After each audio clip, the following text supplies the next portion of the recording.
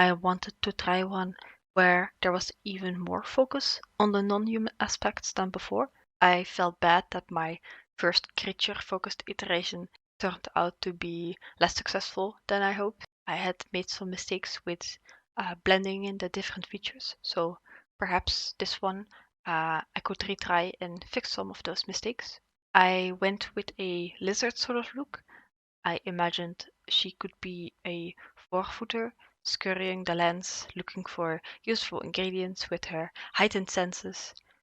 She would rely a lot on being one with nature and conversing with other animals to get information.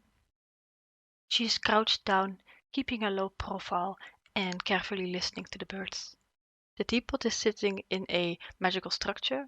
When she runs or walks around, I imagined the structure to sort of hover just above her and following her with a slight delay. The crystals would be permanently activated, glowing and humming softly. I don't think this character can do magic herself, per se, but rather she has a magical artifacts that were given to her to do her job. The artifacts could be thousands of years old, and they are strictly kept within a family bloodline.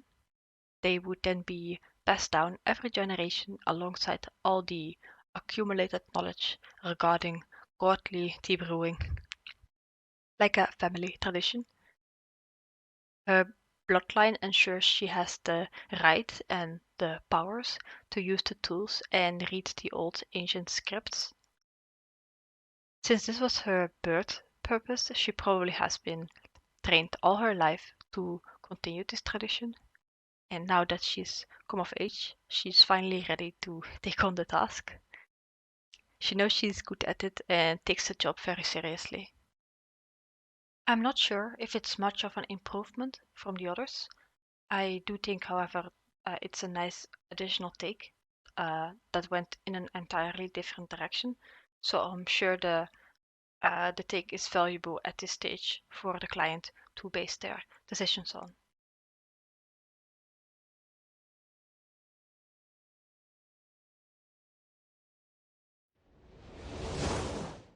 So we've arrived at a new day, which comes with their own set of feedback and criticism from the client once again.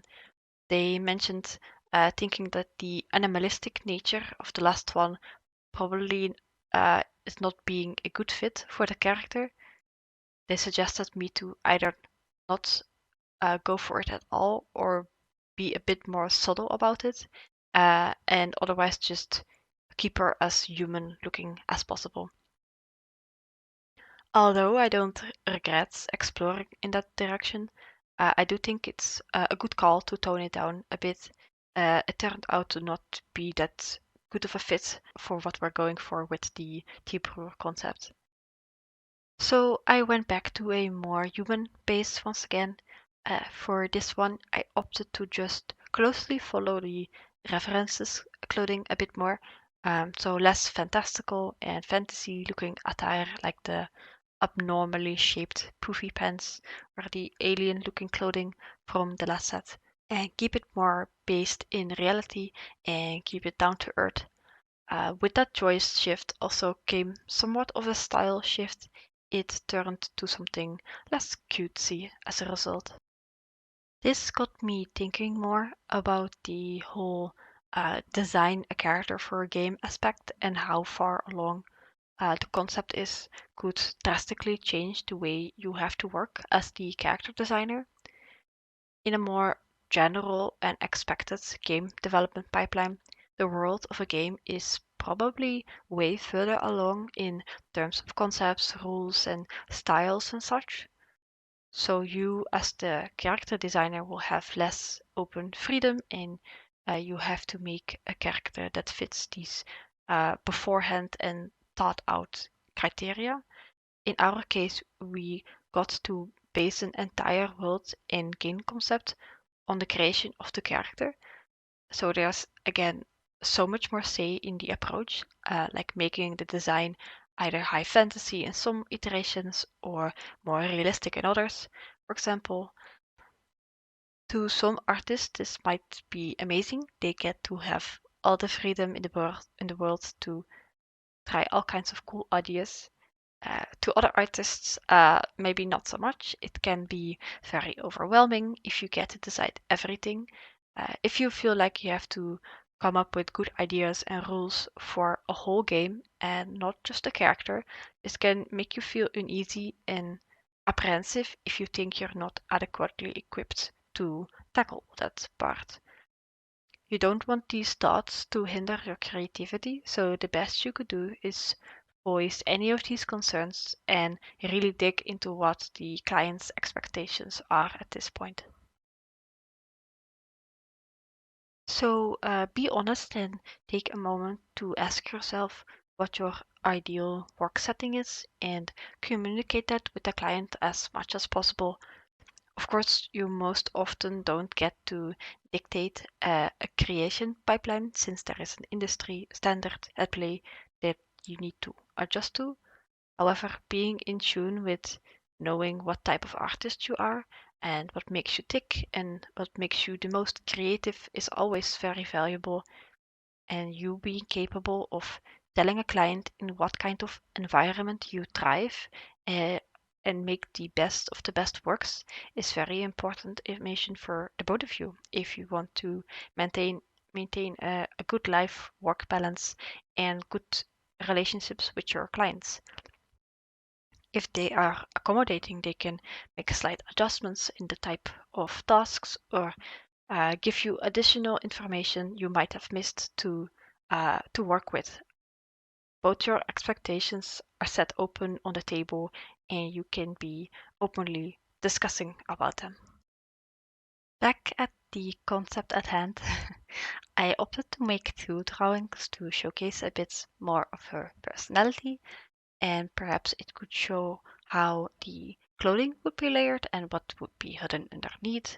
For example, like all her tools and the bags and such. The client mentioned that they really liked the hat edition in the previous set, so I did want to try at this as well, but once again, neither in a fancy looking or alien looking fashion, but more grounded and connected to the references from the board. I gave her this pretty central apron.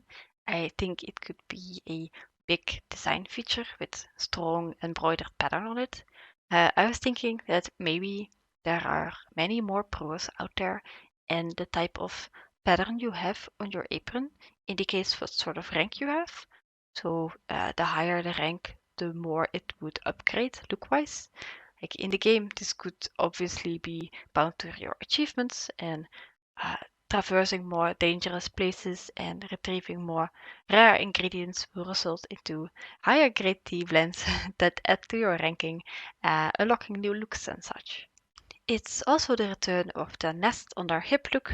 The client missed the concept in the previous one, so I implemented it once again here. Alongside that, the teapot is no longer being a flying or floating magical creature, but acted more like a critter that could jump out of the nest, like a combination between the walker and the floater from the previous set. It would be cute if the critter teapot could jump in and out of the nest and just like sleep if it's not called for or needed in the scenario.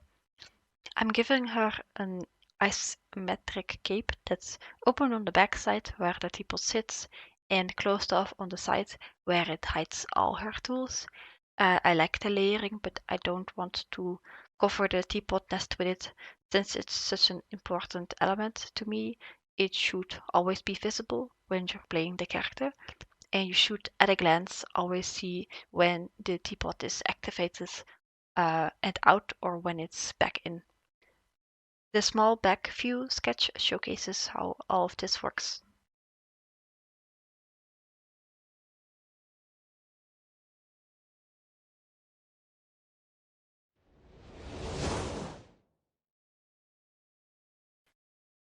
At this point, I haven't really hit the one design yet that the client is looking out for. They mentioned liking most of them and are in general interested in the ideas, but they keep pushing me to keep exploring without too much concrete directions at this point. Sometimes feedback like that can be a bit confusing if it's not specified what it is actually that they are looking for, or what it is that they like or dislike about previous attempts. You might fall into a pattern of drawing out only the things you think would fit, and it's hard to tell what's a good choice design without a clear yes or no from someone external. So this means you kind of have to feel out for yourself what all the lukewarm reactions mean. And in most cases, I would encourage you to flat out ask them what they currently like about previous batches, what general direction do they want me to move forward with, and what sort of elements are completely disliked at this point. But since our projects has us artists be the big opinion holders of most things, instead of the client, I understand that the minimal interfering feedback reflects that as well. They trust that I can come up with a nice design without them having to steer me into something specific yet. I think whether you are comfortable with this is dependent on how much confidence you have in your own skills. A lack of transparency on opinions on your work can be highly stressful if you feel like you need that sort of guidance. But even if that was the case for me, it's highly clear now that the expectations for them are that I have as much freedom as possible and do exactly what I'm good at outside of the client's art style identity. So that gives me some semblance of confidence to keep going and not paying the insecurities any mind. For the design at hand, I had a pretty strong visual in my head of an adventurer-looking brewer with a big bag on their back that holds the teapot tool. She's looking at a compass, figuring out where to go next on her journey, casually going for the hiker, explorer, Indiana Jones type this time. However, I could not for the life of me settle on a look for this one. I kept redrawing parts over and over a lot, especially the clothing and her hat. At some point, I completely erased her head in a panic because she gave me Toph from Avatar vibes, like really badly. Oops. Sometimes it happens where you accidentally draw an existing character, uh, but don't think too much about it and just move on. I'm not sure what compelled me to go into more detail regarding the patterns here. I think once I found the shape I wanted to work with, finally, I just wanted to savor the moment and spend some time figuring out overlapping materials and where the major design patterns could be, just like the previous design. I wanted the teapot holding system to be attached to her back. Maybe the entire sleeveless little coat that I added only functioned as a structure that holds up the teapot in place. I did a quick drawing of the back view of how I visualized how that could work. At some point, I wasn't too convinced about the look of her head yet. It just felt like a rehash from previous concepts, and it was a little boring to me. Since the body style is so bold in shape, I felt like something bold on her head needed to happen as well to balance out the design more. I went with a bigger looking hairdo, one that's barely contained with braids and beads. I figured something extra gold accessories as well close to her face could make it look more luxurious. I sketched out how the compass could look that she's holding. It could be a staple tool on her that has been tuned to her desires. The back has an opening. You could put something inside, and the compass will direct you to more of it, or maybe something similar. The perfect in-game logical grind your resources tool. I like how functional elements always seem to come up naturally when working like this. It's that natural progression from posting characters in action, in conversation, or handling something that makes you think beyond the aesthetics. So I'm done for today, so that means I can send them off to the client and await their feedback. So the client has chosen this design to be the one they want to move forward with.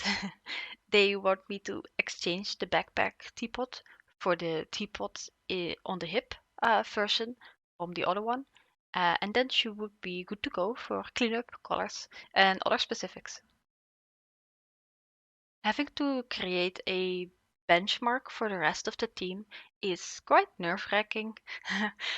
Like this design will be somewhat locked now, and in the end, my teammates will have to abide by the design as much as possible for their sections. Of course, as a team, we updated each other, and I shared the work I made each day with them, and in no way was there really any dislike expressed. I still felt like I wanted to have more say in it. So when the 3D artist Mish told me she missed some of that confidence and arrogance the first couple concepts had, I made a mental tattoo that I would be something I fixed moving forward.